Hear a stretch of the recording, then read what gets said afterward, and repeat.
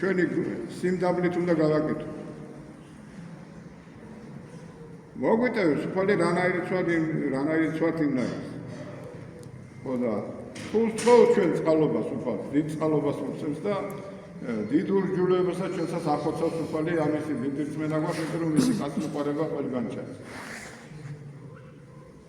თუ შეევედრები უფალს რომ გაგაძლიეროს, თუ შეევედრები რომ ურჯულოება ჩვენი ახოცოს და გულიწმინდა დაბადებაში კიდე ჩვენ დაგვეხმაროთ და სული წრფელის განახლებაში დაგვეხმაროთ.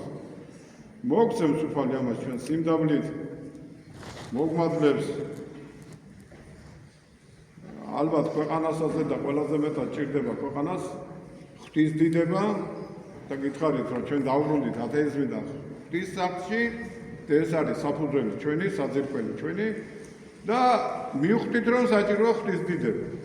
მივხვდით რომ საჭიროა მერე ყველაზე დიდი მშვიდობა. და მერე უნდა მივხვდეთ კიდევ რომ კაცთა შორის სათნოება და კაცთა შორის სიყვარულია ყველაზე საჭირო. რომ ჩვენ ადამიანები გვიყვარდეს. ყველაფრის გარეთ რა.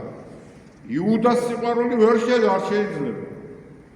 ვერცხლზე და რა ქვია მაგას ქრისტე გაყიდო და ენა გაყიდო და მამული გაყიდო და მოღალატე გახდე და იუდა გახდე, არ გამოგივე ეს.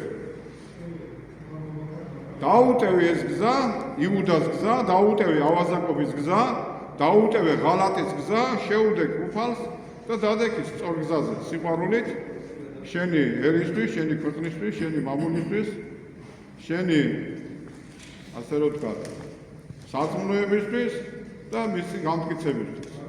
თორემ მარტო იძახო რომ ენა მამული სარწმუნოება და განმტკიცება საჭირო და არაფერს არ აკეთებდი, ეს არ გამოგივი. ამას შეიძლება გულწრფელი სრული გონიერი სინანული. და მივმართოთ იგი ღვთისკენ. ამავდროულად უფალს რანაირად ვთქვათ, იმდენები მიგვიღოს და მიგვიღებს კიდევ. და ჩვენი ცოდვათა სიმძიმეები უნდა წარმოადგინოთ უფალთან. მაგრამ უნდა ვიცოდეთ, რომ ყოველს ჟამს უნდა ვიყოთ მზად უფლის მოსვლისთვის. Voilà.